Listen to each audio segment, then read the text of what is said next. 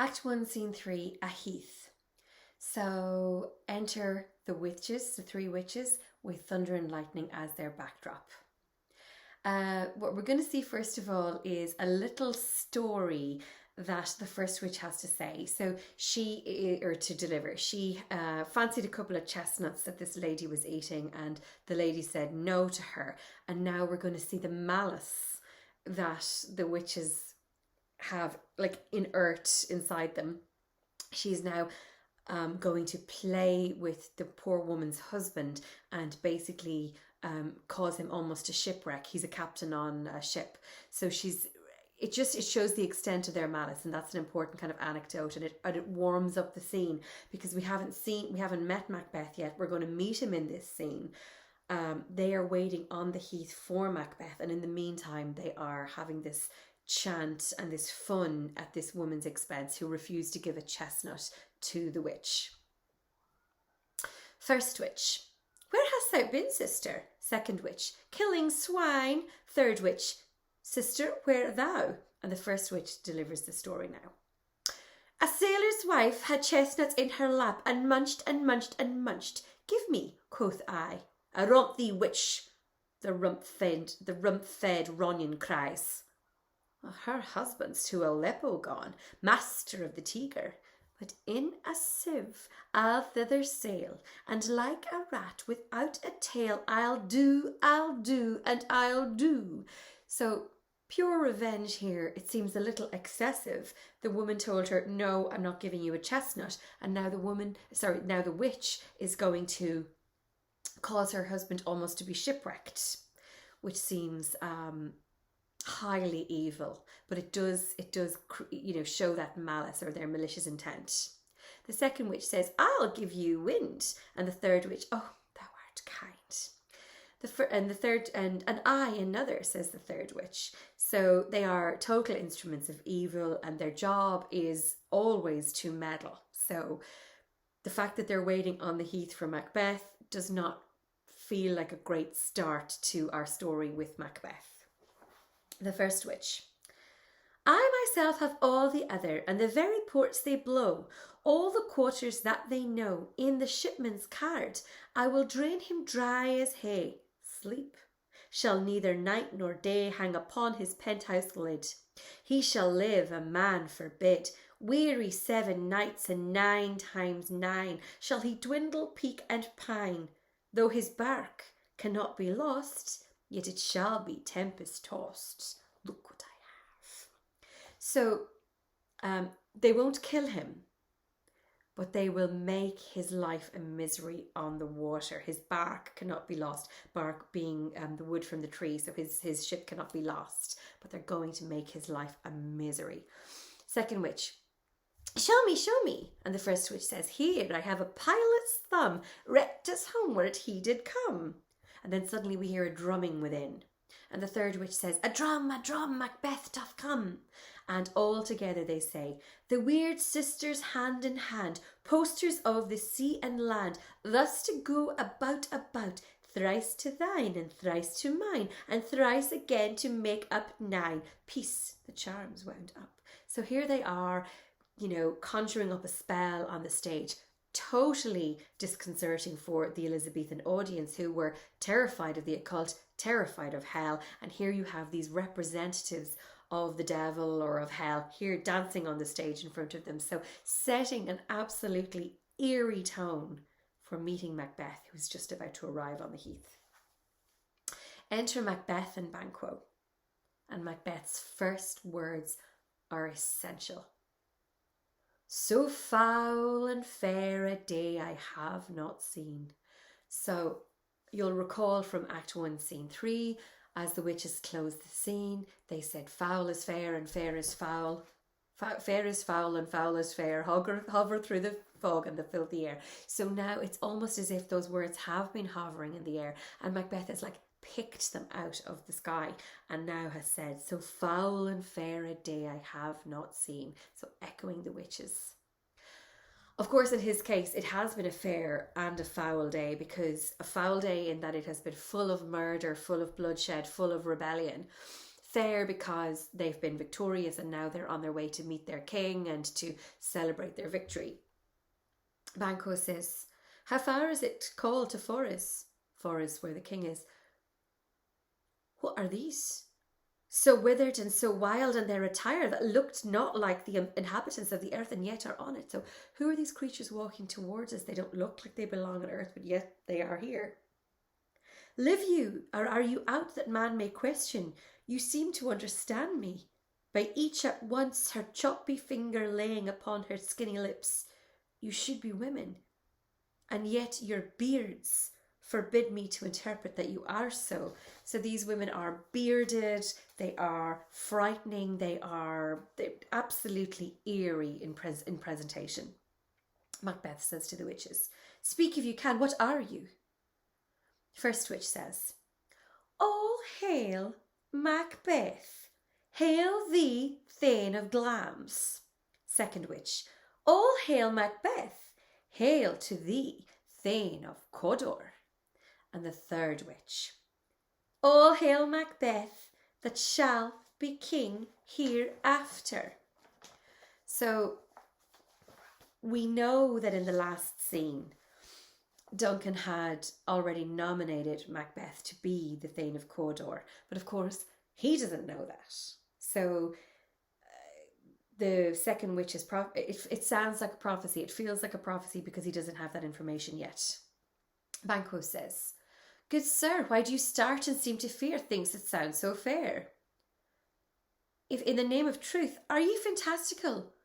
Or that indeed which outwardly you show, my noble partner you greet with present grace and great prediction of noble having and of royal hope, that he seems rapt withal, yet to me you speak not.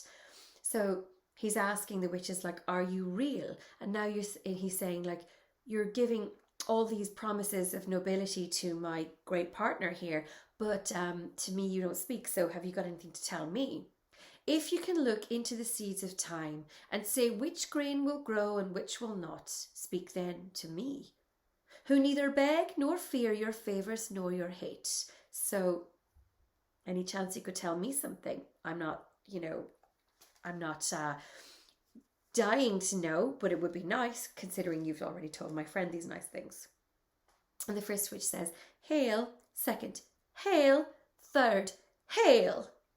And the first witch then says, before I deliver this little piece here, remembering that the witches speak in equivocal terms. They love to be ambiguous. They're always unclear. So these prophecies that they are delivering now, they should be taken with a pinch of salt, but very, very important for underlining, for remembering, for learning, for essays. First witch says, lesser than Macbeth and greater. Second witch, not so happy, yet much happier. And the third witch, thou shalt get kings, though thou be none. So all hail Macbeth and Banquo. So deliberately ambiguous language there, highly equivocal, particularly the third witch, thou shalt get kings, though thou be none. This idea that, you will establish a lineage of kings at some point, though you yourself will not be one. And the second witch, of course, you'll not be as happy as Macbeth, but you'll be much happier. Macbeth then says, stay you imperfect speakers, tell me more. By Sinel's death I know I am Thane of Glamis. But how of Cawdor? The Thane of Cawdor lives, a prosperous gentleman, and to be king stands not within the prospect of belief. No more than to be Cawdor. So he's saying, how would it be possible for me to be Cawdor? Cawdor lives. And also, it really couldn't be possible for me to be the king. As we all know, and as the audience knows, King Duncan has two sons, two viable heirs in Malcolm and Donalbain. Say from hence you owe this strange intelligence, or why upon this blasted heath to stop our way with such prophetic greeting? Speak, I charge you. So he's demanding that the witches speak to him. He's used to people doing exactly what he says, like on the battlefield, but the witches don't do what he asks. They do what they want to do. So the witches vanish like that. And Banquo says, the earth hath bubbles as the water has, and these are of them. Whither are they vanished, Macbeth? into the air, and what seemed corporal melted as breath into the wind. Would they had stayed. Highlight that, very important. I wish they had stayed. I would love to have heard more. So I want you to really, really acknowledge there that there is a whetting of the appetite in Macbeth. Now, he's hearing some really nice things, but it's deeper than that. There's a sense that ambition might be starting to knock a bit. The big theme, or one of the major themes that runs through this play, is the theme of ambition. And we're getting the sense that maybe Macbeth would really like to be the king, even though it's not within the realm of possibility that he can, because Duncan's alive and well with two heirs. So Banquo says, "Were such things here as we do speak about, or have we eaten on the insane root that takes reason prisoners? So were they really here, or do we eat something strange that has caused us to hallucinate?" And Macbeth says, "Your children shall be kings." And Banquo says, "And you shall be king." Macbeth then says, "And Thane of Cawdor too, when did not so?" And Banquo says to the self-same tune and words, "Who's there?" So onto the heath come Ross and Angus directly from the king. And Ross speaks. "The king hath happily received, Macbeth, the news of thy success. And when he reads thy personal venture in the rebels' fight, his wonders and his praises do contend, which should be thine or his. Silenced with that, in viewing o'er the rest of the self-same day, he finds thee in the stout Norwegian ranks, nothing afeard of what thyself didst make, strange images of death." So the king has been hearing all day long about how you saved Scotland from the clenches of the King of Norway. "As thick as hail came post with post, and everyone did bear thy praises in his kingdom's great defence, and poured them down before him." So one after another, the soldiers and captains arrived all day long, telling gracious King Duncan about your amazing achievements on the battlefield and how you have saved Scotland from peril. Angus says, "We are sent to give thee, from our royal master, thanks, only to herald thee into his sight, not pay thee." So we're here to herald you along quicker to forays for proper thanks. And Ross says, "And for an earnest of greater honour, he bade me from him call thee Thane of Cawdor. In which addition, hail, most worthy Thane, for it is thine." So this is huge. Of course, we knew it was coming, but Macbeth didn't. So when the witches pronounced it, it sounded like a really fantastical prophecy, and now it's coming true. Banquo says, "Can the devil speak true?" Macbeth says, "But the Thane of Cawdor lives. Why do you dress me in borrowed robes?" Can you put a little C beside the borrowed robes as an annotation? Because there are many references to clothing throughout this story, and the idea of clothing not fitting adequately and being borrowed and all that stuff. That'll become more clear later, but it's a nice little quotation there. "The Thane of Cawdor lives. Why do you dress me in borrowed robes?"